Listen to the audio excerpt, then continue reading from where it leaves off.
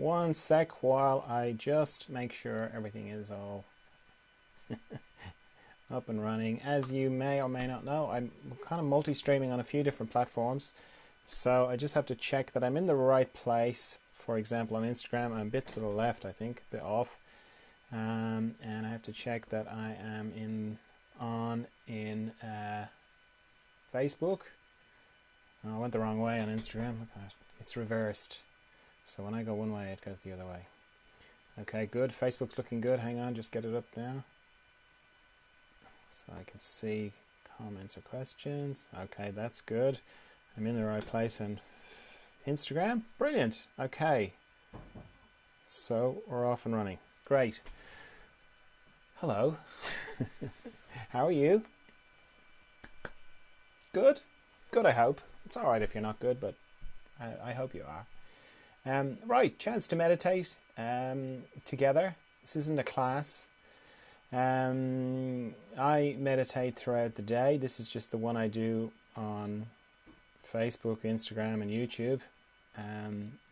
So if you're familiar with meditation, that's brilliant. If you could just hang on for a minute though while I explain what I do, just for the benefit of people who are new to meditation, because meditation is one of those things that it's almost like people feel like they should just know how to do it, like by osmosis or something. And I'm basing that on people quietly saying to me, what do you actually do? So this is just what I do. There's lots of different styles of meditation. For me, it starts with why I would meditate. I'm trying to connect with the part of me that I connect to every night when I go to sleep. Not the dreaming bit after dreaming. That's the bit I'm interested in, because I'm going along dreaming and then I drop out the bottom of dreaming into deep dreamless sleep where I have no memory of being there. I have no thoughts that I can remember anyway. I've got no body, got no country, got nothing. I sort of stop existing. Certainly in the way that I register that I'm existing like right now. So when I think of it in those terms, that sounds awful. That sounds like death. Why would I want to go there? But I love going to sleep. And when I wake up in the morning, I feel refreshed. So some part of me knows that that is a good place. And that's the place I want to go to when I'm meditating. I just want to do it consciously.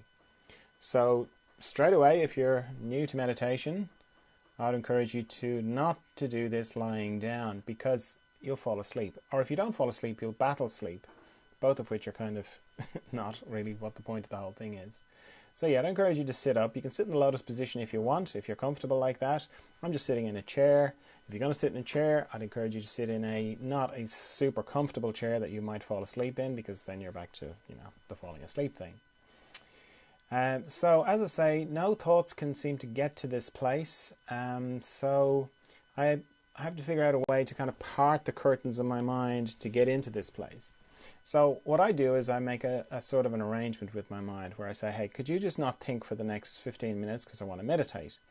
And my mind is pretty on board for the whole thing at this stage. Wasn't always the case. There used to be a lot more resistance. Now it's like, yeah, okay, yeah, fine, let's do that. I know the drill. So that's good. Then to stop thinking, that's relatively easy. It's hard to maintain it, but it's easy enough to stop, because regardless of what I'm thinking about, the structure of my thoughts is pictures and sound. So if I turn off the pictures and I turn off the sound, that's it, I'm not thinking. So that's great. And as soon as I do that, I'm into the practice of meditation. Now, the practice of meditation runs parallel with the intention of my meditation. So the intention of my meditation is, as I say, to go to this deep, calm, beautiful, still, the sort of words that you come across when you read about meditation: calm, still, peaceful, zen-like, all that sort of stuff, right? That's the intention of my meditation, to go to this place. And then the practice of my meditation runs parallel with it. And it starts when I stop thinking. So I turn off the pictures, I turn off the sound. Then a little bit of time will pass. I'll discover I'm thinking again. So I go, oh, I'm thinking again. Bring my mind back. I'll turn off the pictures and I'll turn off the sound. Then a little bit of time will pass. I'll discover I'm thinking again. I go, oh, I'm thinking again. So again, bring my mind back. Turn off the pictures, turn off the sound, stop thinking again. And a little bit of time will pass and I'll discover I'm thinking again. And so on and so on. Just repeatedly bringing my mind back to not thinking whenever I discover that I am thinking. And I'm saying that, I'm kind of alerting you to those two things, because there's people have said things to me like, Oh no, I tried meditation. No, no, no, no. It's not for me. It's just no. I've got a very busy mind. It's just I was thinking too much, which is a shame because it comes that kind of thinking comes from the idea that when you meditate, your mind is like this lake, and there isn't a ripple across the lake. And if you think at all, you're not meditating, which isn't the case at all.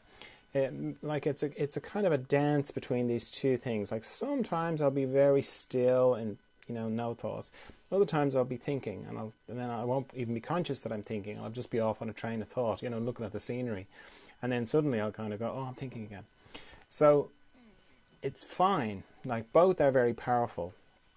When you're in this very still place, that's very powerful. And then when you discover that you're thinking, in the instant that you discover that you're thinking, or you realize that you're thinking, and you bring your mind back and you turn off the pictures and you turn off the sound, indirectly you're saying to yourself, hey, you remember that thought that you just had one instant ago that you thought was you and you thought was really important?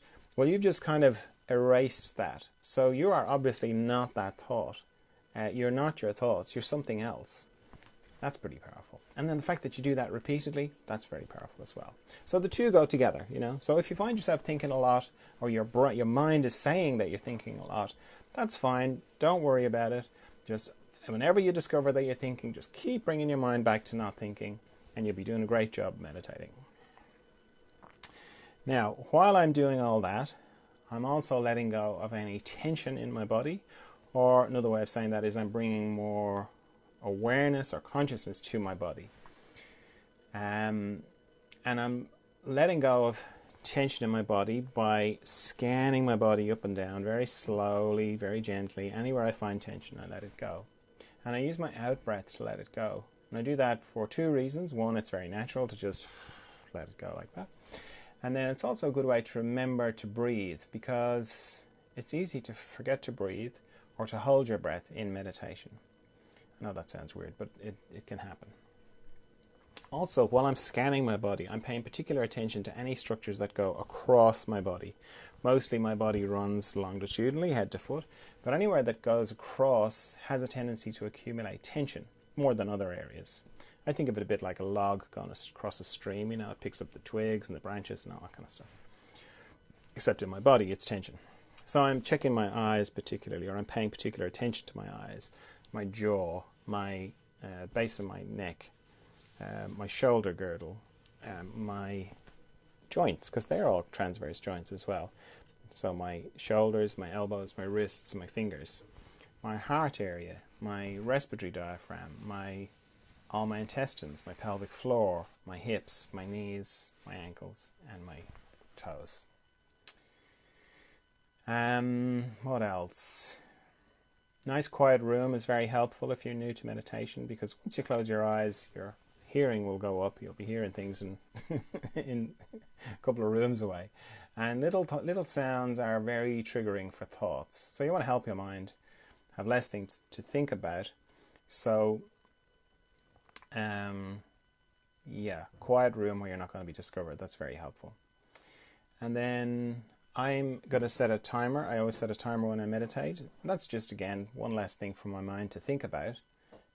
So I'm going to set my timer for 15 minutes, but you can set yours for shorter if you're new to meditation. I'd encourage you to set it for 5 minutes and then repeat that 3 times. And that's because 15 minutes is a long time if you're not used to it. All right, I don't think I've got any other questions. This is all part of the further emergence work I do. I'll explain more about that when we're finished. Okay, so off we go into the mystery.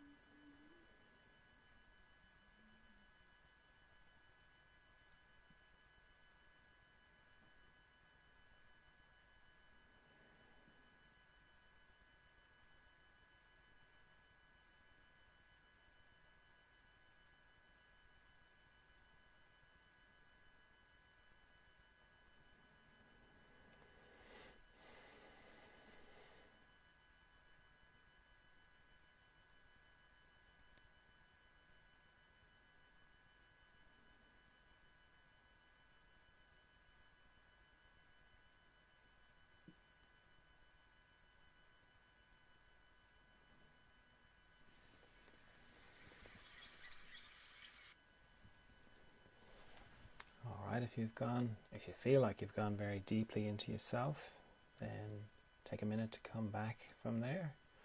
Or if you feel like you can hold the inner space and the outer space at the same time, then just open your eyes. And if you lose it when you open your eyes, then you can close your eyes again. Just go, oh, yep, there's the inner space. Open your eyes. Oh, yep, inner, outer. It's all there. I can hold the two together. Because that kind of is where meditation goes. If you practice meditation long enough, you begin to be able to be in touch with that very deep feeling inside, or deep sense of stillness or peace, or whatever way you want to describe it. The place that you go to in meditation, that you can hold that when you have your eyes open. And it kind of comes up, sort of comes up into your life more. Okay, this, as I said, is part of the further emergence work that I do. Further emergence is to do with growth, particularly inner growth, the sort of inner growth that continues on long after the growth of your body stops. You keep growing on the inside, and sometimes that growth can accelerate, and you go through a growth spurt on the inside, like you used to have growth spurts in your body when you were growing up. That's kind of what further emergence is about, because when you go through one of those accelerations of inner growth, it can be very disorienting, or it can cause physical symptoms. And yeah, I do these meditations to help with that. And I have a Zoom group every Friday. In fact, I'm about to, about half an hour, I'm going to start. About half an hour. This week's Zoom group will be there. And that's for kind of sense of community for people who are going through that process, where they can kind of go, oh, I'm not on my own with this, because it can feel quite lonely. Because often the feeling that comes with further, a growth spurt, is your life can just look different, really different. You can wake up one day and it's like your life was almost unrecognizable, or you are unrecognizable to yourself in your life. So yeah, a sense of community is very helpful with that. So yeah, the Zoom groups are a bit more in-depth meditation, some questions, back and forth, that kind of thing. And then I work one-to-one with people as well. So yeah. So if all that kind of resonates with you, you can either keep up with it on the different channels. There's Further Emergence Instagram, Facebook page, YouTube channel. It's all there. Or the website. If you're interested in coming to the Zoom group, just go to the website and follow the link, the Zoom link. And the website's furtheremergence.com. Okay, so thanks for meditating with me, and see you tomorrow for some more meditation. Bye.